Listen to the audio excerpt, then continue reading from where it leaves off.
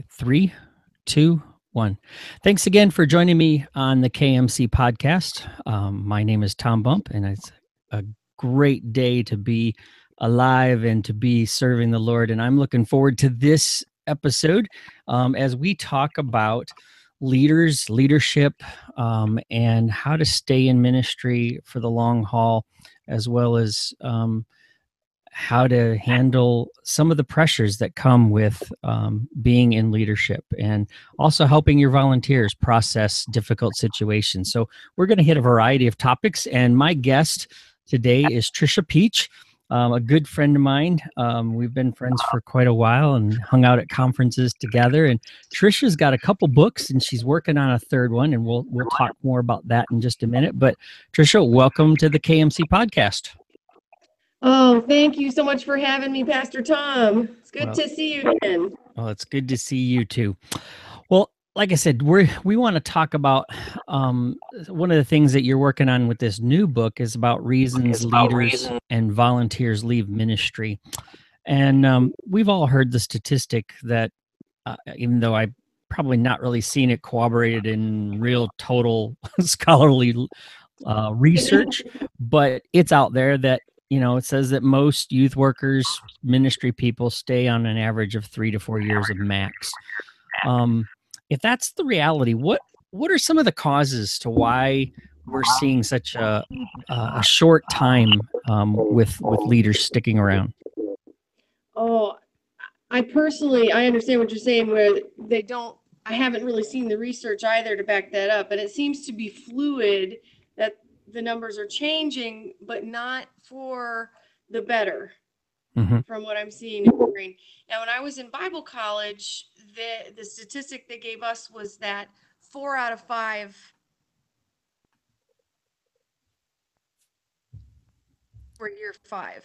So that's 80%. So that means anybody out there that has made it past year 5 is definitely a veteran and in the minority. So we started thinking about, why is that? And in college, they taught us it was probably due to people taking out too many school loans and then not being able to pay them off. I immediately did not agree with that assessment, because if you went into kids ministry, family ministry, any ministry, thinking you were going to make great money, you had the wrong guidance counselor.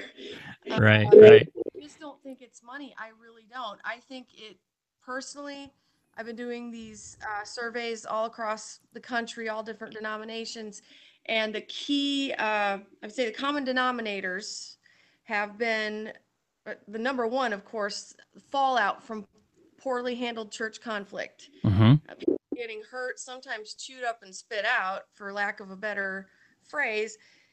That's kind of number one. 2 would be unrealistic expectations.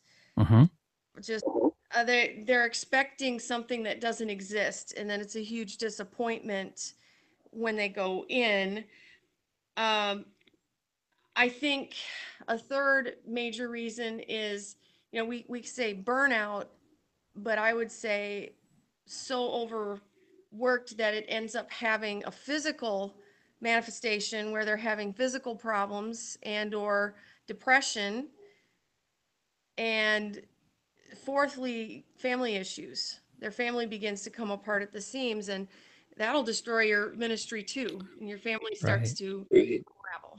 Yeah, it does. So let's take a look at some of these a little bit in depth, and see if we can't offer to our listeners some solutions or some preventative medicine anyway. Because you and I both have been in ministry a long time, and we've both coached and try to help people through these things. And in fact, one of the things that I want to say right off the get-go is, if you're listening to this podcast and you're going through a hard time right now, and maybe you're feeling alone out there, hey, reach out to Trisha or myself, and we'll give you our contact info at the end of this episode. I know this is an area I've been through a lot of ups and downs. I've seen the ugly side of the church myself, and I've walked through a process, and I know you have too, and you've walked other people through. So that's something I want to say right out there, because I know that's your heartbeat. I know that's mine. And that's why I do this, and why I lead the KMC community group on Facebook and all of that, because I want to help people be connected. And one of the things that can make you feel really, really alone is when you're in conflict with a senior leader. Um, Oh, yeah. so what can a kid ministry leader do if they're not in unity, or they're just in a situation of conflict with a senior leader? What's some advice you would give a leader? Oh, it is. I would say you are not alone. Number one, you are not alone. I think the enemy tries to make you feel that it's just you, that you did something wrong to get in this position. It happens all the time. It's more common than you'd think. Also, you have to acknowledge that a problem with the senior leader is the worst case scenario, because if it is a problem between you and another staff person, you and one of the people that you work alongside of, you can get through that. As long as the senior leader has your back, you can get through anything. Mm-hmm. You can get through that. But if it's you and the senior leader, then you have a problem.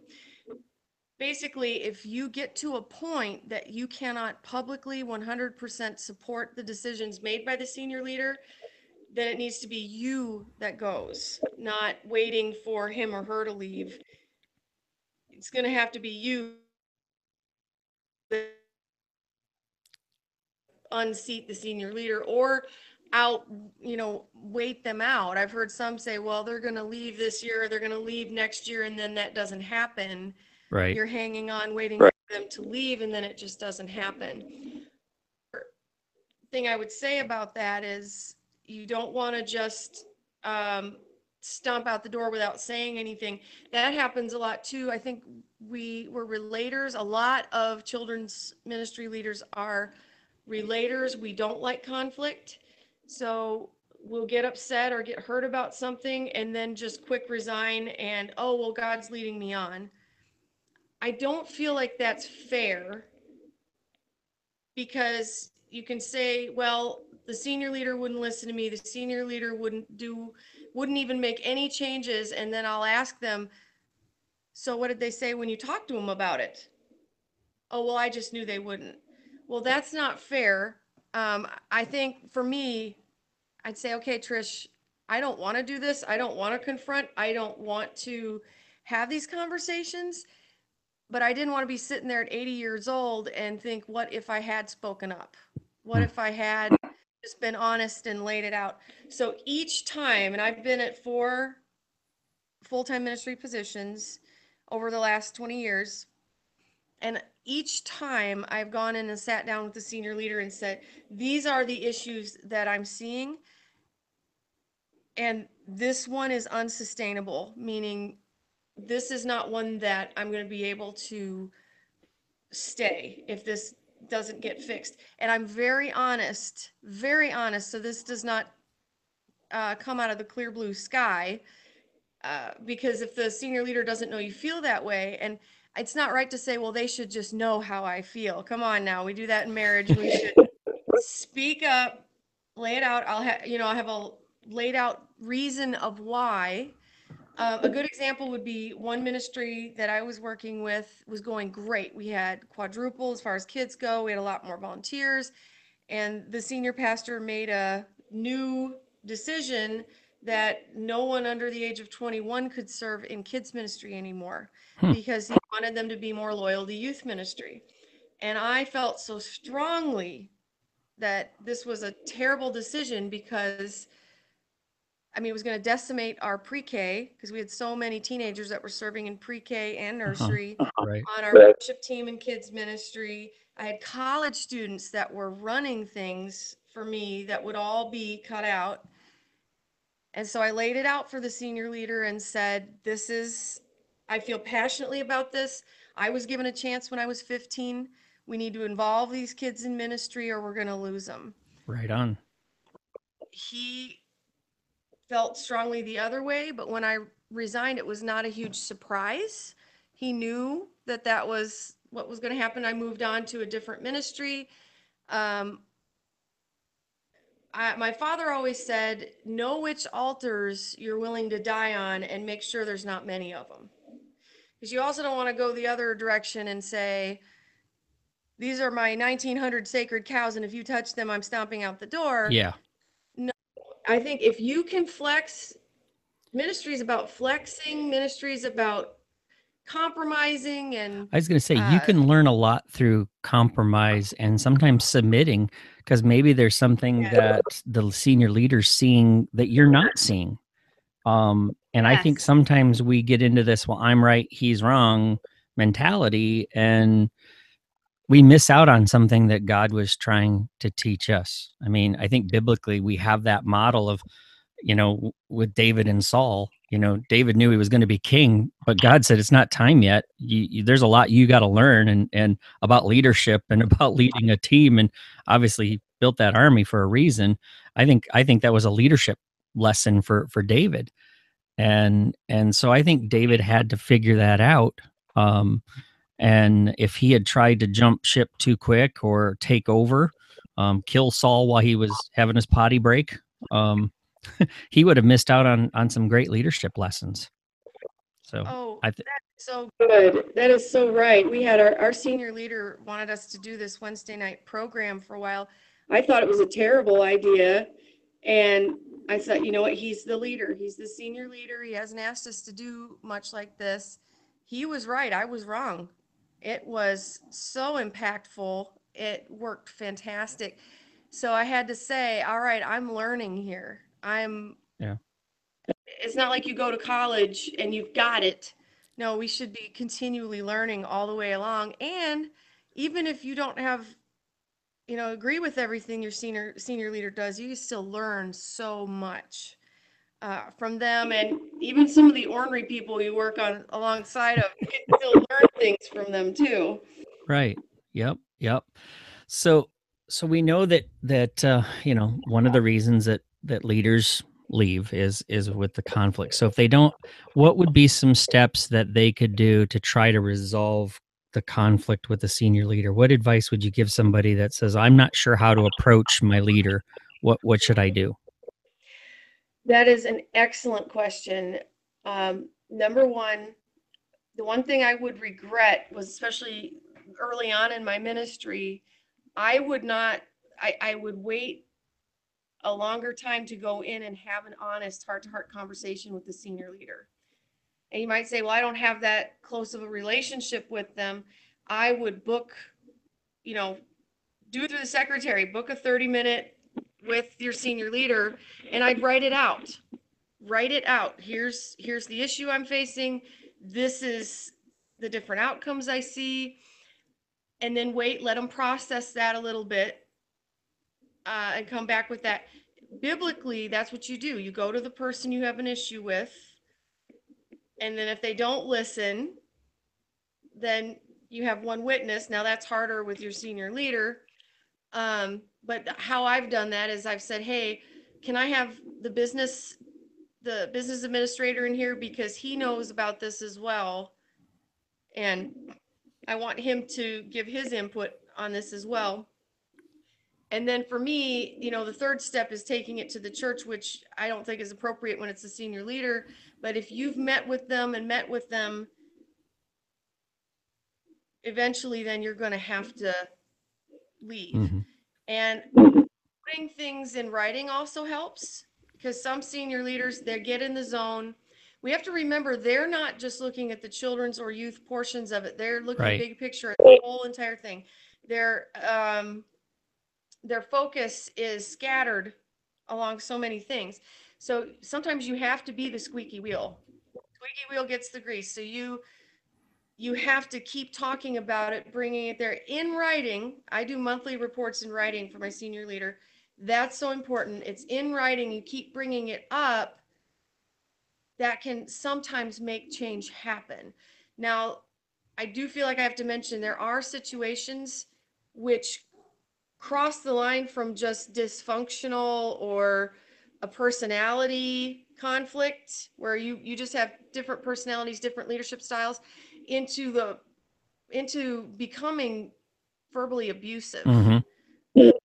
I've seen this myself, and every one of these conferences, I know that you and I have seen each other at, Pastor Tom. I run into leaders in the hallway that tell me stories that will set your hair on fire just going, I cannot believe that this happened anywhere, much less a church. Right. I can't believe them. Um, but when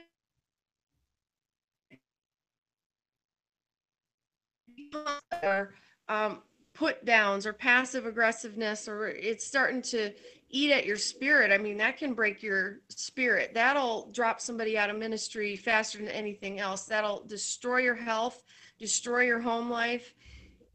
Yeah. Staying in there because you feel like, okay, I have to take the beating for this ministry. Um, if somebody is in that position of leadership, the senior leader, and they've probably been doing that for a while, they're probably not going to change without an act of God. So I typically tell that leader, for the sake of your own health and your own marriage, it's okay to go. It Right. is okay, right, to get yourself out of that position before it wrecks you physically and with depression. And when the smoke clears, your marriage is supposed to still be intact. Right. Churches come and churches go, but your marriage is supposed to still be there. I know that sounds harsh, but you want to make sure that you take care of yourself and your family as well. Yeah. And that may be saying, no, nobody deserves to be treated that way. Nobody deserves that. And you're not doing that leader a favor by training them that it's okay to treat you that way. Right. Oh, I totally agree. I think you're spot on with that advice, and I've given that advice to some of the people that I've coached too, and well, I had to give it to myself because I stayed too long in a place. I worked for a very unhealthy leader, and I did take a lot of abuse, and I shouldn't have, and I should have gotten out a lot sooner. And I kept telling myself, well, I don't feel released yet. I don't feel, I don't know what more signs I needed than what I was getting already to get out. And it was a huge, it was a scary move to get out, but I had no choice, and it was the right decision for me to get away and move on. So um, well, let's turn the page to another area that often causes people to leave or get discouraged, and that's those unmet expectations. You Yes. know, I've found that in the interview process, it's like dating. You're putting your best side forward. Both sides are making themselves, look like they're all covered in glitter. And then when you get there, the industrial fans blow the glitter away, which I hate glitter, and that's another reason why I hate it, is because honestly, we're not being honest with each other sometimes, and it's scary. Um, and I have heard stories, and I guess I've even experienced it myself, of almost feeling baited and switched. Um, and So unmet expectations can be huge, because then it can create these walls very early in a ministry, or and it can be crippling. So um, what are some ways that you can start thinking through how to prevent this when it happens? And well, maybe let's I want to hear from you. Why do you think that happens? But then what can be done to prevent it? Oh, that is a huge reason why so many people leave. Unrealistic expectations, unmet expectations. Expectations are key, and how they say perception is reality. And you get your reality turned on its head when it's not what you expected. Like, just like what you said, grass is always greener. So it is possible to jump out of the fire into the frying pan because you thought this looked so much better, and then you get in there and it's not at all what you thought it was going to be. So what I would say is you need to have some questions answered up front.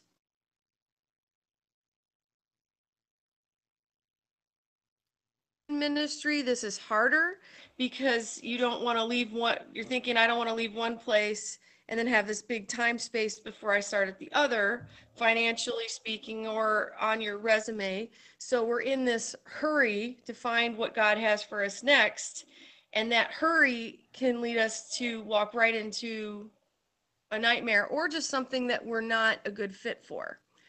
For for me, I remember that unrealistic expectations. I would be interviewing, I had to interview a lot of people for our open preschool position that we had. And I was interviewing, and this one lovely young lady, so sweet, she said, I said, "Why do you want to work at a church? Why do you want to work full time here at our church?"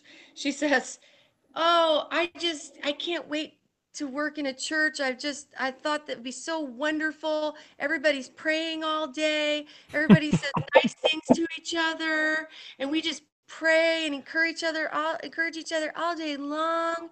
She said, "I'm just so sick of the gossip at my job and that people say mean things to each other." And elementary coordinator, both of us, as soon as she left the room, we thought she would never make it. They would chew her up and spit her out. Those unrealistic expectations. Working in a church, you're still working with people. Yeah.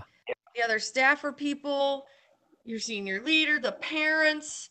You are going to have conflict. And I mean, let's just be honest. I think the conflict is worse in the children's and family area because you're dealing with people's kids. Right. Right. The conflict's going to be worse. You have to have a better ratio of volunteers to kids. So you have more potential there for a lot of conflict. I don't think we prepare people how to deal with that conflict well. And they go in thinking this is going to be so wonderfully spiritual, or they think, I'm just going to talk to the kids all the time. I don't want to have to deal with the adults. And then the realization sets in, oh, the biggest part of my job is administrative, putting people where they need to be, recruiting, training, communicating with parents, communicating with staff. So it's good to have a clear picture of what you're going to be doing before you say yes. It is not only appropriate, it is greatly encouraged. I'm greatly encouraging you to ask questions and get answers. I have a list of them on my blog Mm-hmm. before you say yes, because it is better to know up front. And one of the questions I always ask is, how many pastors have you gone through in the last 3 years? Good question. Yeah. Now, I was the eighth children's pastor in 8 years in Dayton. However, and that's a red flag, by the way. I wanted to work for the guy who I ended up working for there. He was just fantastic, and I wanted to work for him. And I knew God had called me there, but I still want to know what I'm walking into. I still want to know. And sometimes I will call the previous children's leaders and just ask. I may not agree with everything they say, but I want to know. I want to know what they have to say. I also, I will ask questions like, how many office hours are required? Does Sunday and Wednesday night count for office hours? What is the vacation time like? What are your expectations about my spouse and my Mm-hmm. children? Um, what other activities do you expect me to be doing? The reason I ask this is that whole section they have on most job descriptions, and other as assigned by the senior pastor. Oh, that's always a good one. Yeah. Yeah. Ask questions. Get those questions answered before you say yes. And then I usually also, you got that short honeymoon period, and then the reality sets in. So I lower go there. They didn't have to kick me out. So I thinking this is the perfect place. No, I think this is going to be tough, but God's called me to it, so I'm going to get through it. Good. Good. Okay, well let's turn the page a little bit more, and let's think about the idea that one of the things that helps us stay in ministry longer is by continuing to learn and to grow our own leadership. I know I've found that if you want to grow your leadership influence, you need to be consistently and regularly learning yourself, growing in a lot of different areas. Um, as a leader, what are some things that you do to grow your leadership? Oh, it's such a great question. Uh, I do believe you have to continually be growing. You have to continually be learning. The next generations of children, are changing so fast. So the kids that we have in our ministries right now are not the same as the kids that were in our ministry 10 years ago. It's changing, and if you don't change, your ministry is going to become irrelevant. So you have to be constantly learning and growing. I went back for my master's degree in children's and family ministries. I'm hoping, by the grace of God, I'm going to graduate this December. Uh, but I know that a lot of states have district trainings and certifications, licensing that you can go for. They have online things such as, Kidmin Academy, things like that, that you can go for. But you do need to recognize some are accredited, some are not. So some churches would prefer you do stuff that is accredited, that could transfer. What I'm doing is almost entirely online through Bethel, and it is accredited. So I would look into that, see what training is available even in your own town. I took grief training through the Baptist church in town. They were just offering it. So I got grief training certification, one of the best group of classes I've ever taken. I wish that that was mandatory for Mm. even undergrad in ministry. There's usually free trainings you can take. There's one coming up here near where I live about abuse and trauma with children that I think would be wonderful for kids pastors.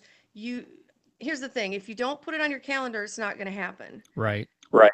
So if you put it on your calendar, here's how I'm going to continue my training every year, and then you make it happen. I believe you got to invest in yourself because, as I said, the statistics show you probably won't be at that church for life. You probably won't be there. If you're one of the lucky few, that's great. You're Brian Dollar, you get to be at yours for life. But most of children's pastors end up switching at some point. And if you have just poured everything you had into that one church without building yourself up, Mhm. you got to look at, okay, what have I been doing to make myself a better minister, a more effective minister? Mhm. And you take what you've invested in yourself onto that next ministry. Good. Good stuff. Let me ask you, what's been one of the most challenging things that you've worked on for yourself? What's been a real challenge for you? Oh boy. Um, I know most people would think I would say my books. I mean, those were a lot of work. I wouldn't say, I thought the biggest part would be the writing of them, that it would be getting them finished. I was so excited and elated when I had each book finished. But then the harder part was actually the editing portion where the editor would send it back to me, which is Tina Hauser, and I was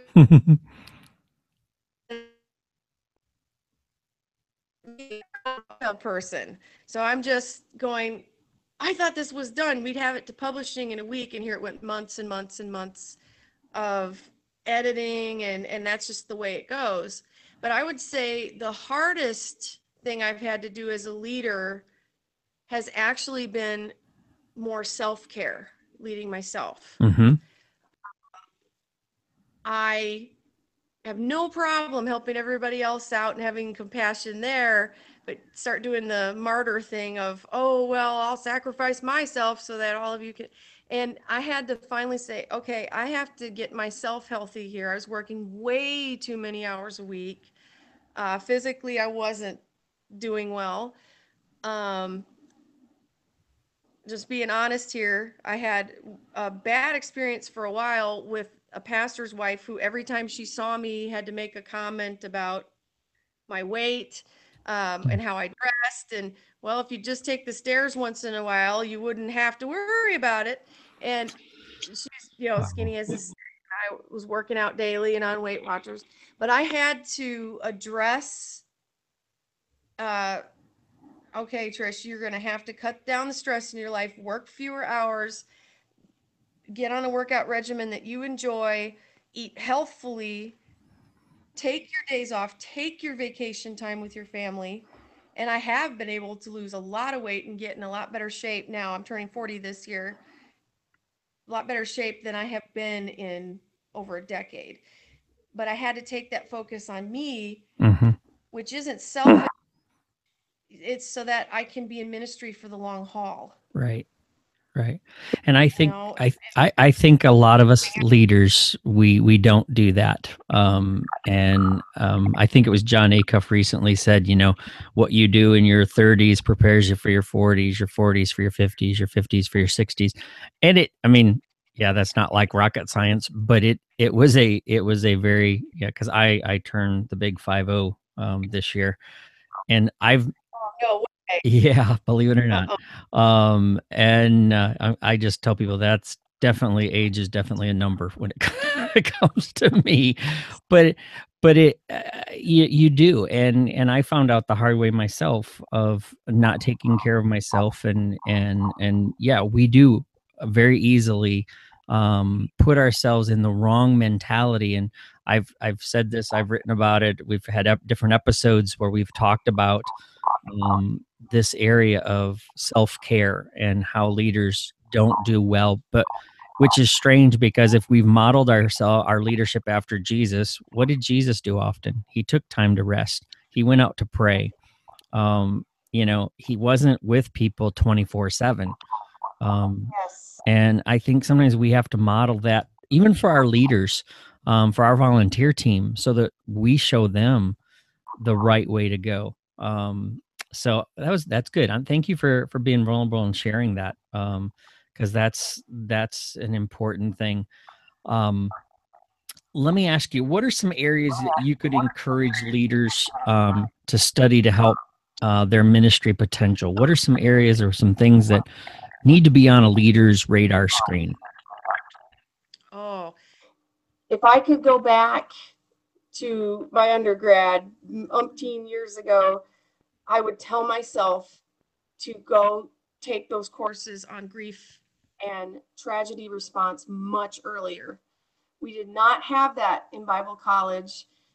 Um, well, I'll just tell you, I had actually taken my first position as a children's pastor when I was 17, almost 18. So I was very young.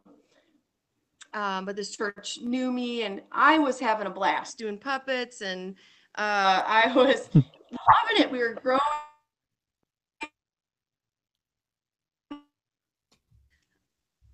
This little girl one Sunday morning to receive Christ. I still can see her face in my mind, Joelle. And she'd been brought by her friends from school. And it was less than 24 hours later, she was getting a baseball out of the rain gutter, and she fell off and she hit her head and she died. And Mm, the parents asked me to be at the funeral. And here I'm 17. I just prayed with this kid to receive Christ. And then there was the other end of it. I mean, I was shell shocked. I think at the funeral, it was the largest funeral that the church had ever had. It was just packed. Um, and trying to figure out what to say to these parents, these grieving parents. And then in kids' church that next Sunday, here's this solemn group of kids who just, their friend just died. So then I realized, okay, now there's ministry that has to happen to the kids in here.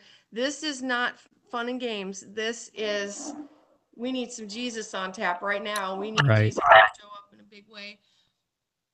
And I realized I had no training or preparation for this, and I wish I could say that was the last time something like that happened, but no, there have been so many instances since. Life happens. We've had kids from kids church get killed in a car accident. We've had one of our leaders died of cancer. Over the years, many of these things have happened, and that grief and trauma training have been important. I would say learning about divorce care for kids would be great. Hmm. Um, I'm trying to think of, oh, I would say this is a secular thing. It's called verbal judo, conflict management. I had to take it when I worked security at Mall of America. It was so vital in my ministry, believe it or not. Uh-huh. Handling conflict well, the art of verbal judo. If you can get that book, that's a great book. Great training course to go through. Good stuff. Verbal judo. I like that. Yeah, I've Oh, I've gone through the Peacemaker, Ken Sandy. And that is a fantastic resource for churches. They have a whole kit that you can take. In fact, I always tell pastors, senior leaders, this is something you need to take your leadership through. All of your main leaders, main volunteer leaders need to walk through this, and then it needs to become part of your church constitution, of how we will handle conflict, how we will manage it, the biblical process for it, and how it, that if it has to, it leads to church discipline, which a lot of churches are scared to do nowadays. But and that's, well, there's a whole nother podcast. Good one. But yeah, and we probably should do one on how to handle. I think there's more that we could talk about in that area, so I think that's good. Well, as we wrap up, I love asking this question of leaders. What's the best piece of advice that you've been given that you would share with another leader? Oh, that is such a good question. Actually, that awesome boss I told you about in Dayton, he had one of the largest youth groups in Chicago's history. So I wanted to work for him and kind of learn everything that I could there. And the most important piece of advice he ever gave me was stop making their emergency your emergency. Ooh, good stuff. Not everything that people says is an emergency is an emergency. Um, I watched him. He was the master. You'd have somebody mad from Sunday morning. They're just furiously angry that somebody said her daughter pushed somebody, and she's yelling and saying, "I demand to meet with you right now." And he's so smooth. Like he'd say, "Oh, we've got meetings today," which was true. "I'd love to meet with you next Thursday." And she's, "Next Thursday, I can't, no, we are meeting." And whatever she suggested, he would say, "Oh, so sorry, that won't work. How about this day?" And he didn't get ruffled, he didn't get riled.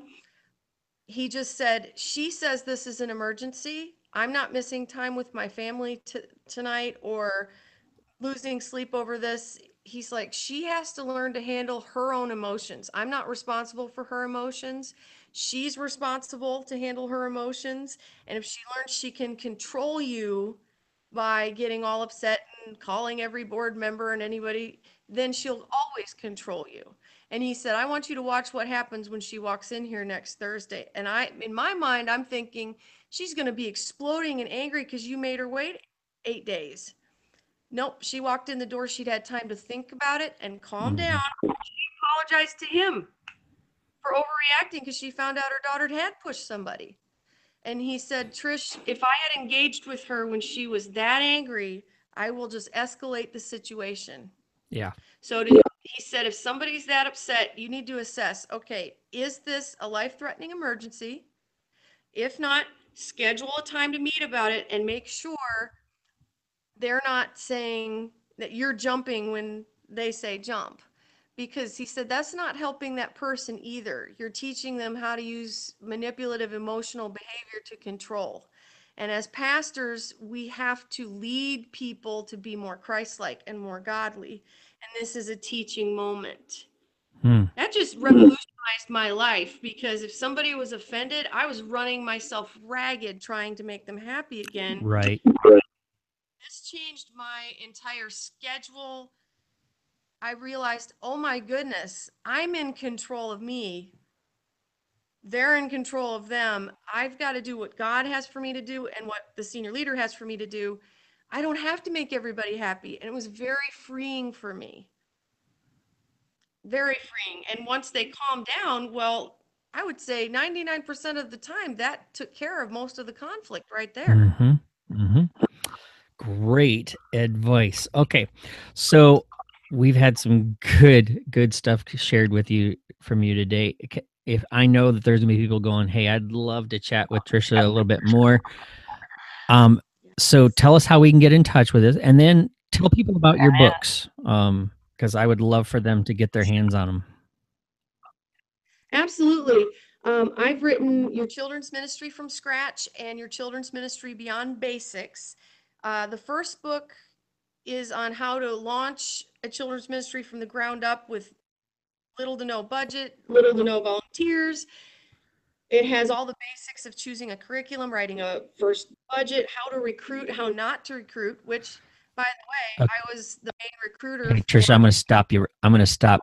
Have you start that again? It froze right up on there. No problem. Yep. So go ahead.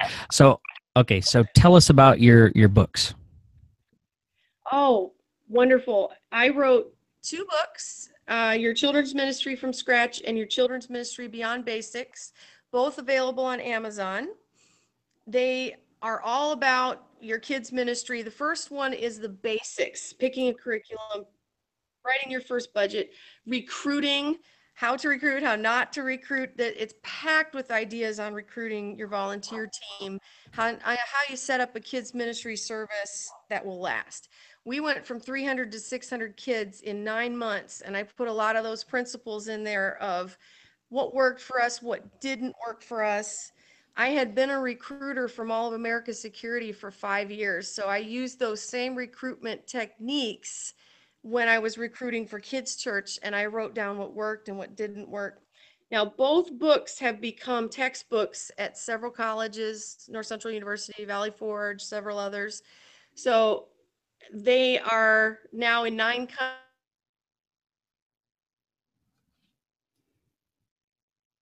now and teach out of the books. I do training events, conferences. I go to churches and speak, usually about once a month. I'm out of state teaching, and I do coaching as well. So if they're interested in personal coaching, I love doing that as well. I have a couple openings left, but I love doing coaching. Now, the third book I'm still working on. By God's grace, it'll be released this spring. There's a lot of interest in this one, even more than the first two. It's on why leaders quit and how you and your team can go the distance. It's about being in the ministry for the long haul, and it's very realistic, raw about here's the things that can happen in the ministry. Let's just be honest about it. We want you to be in ministry for the long haul and not be. So that book, because it's not just children's ministry specific, it's across the board, any type of ministry, even if you're a key leader, key volunteer in ministry or full-time or part-time.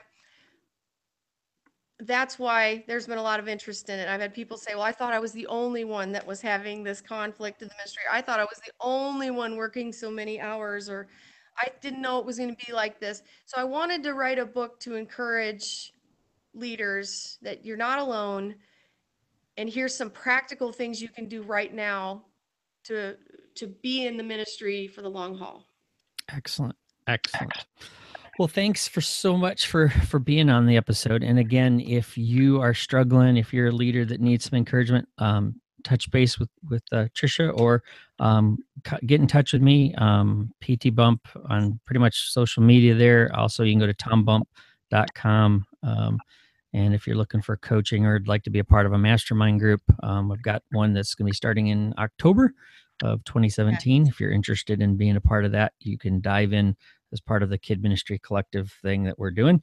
Otherwise, we'll look forward to another episode of the KMC podcast real soon. Thanks for listening. Awesome. Thanks for having me.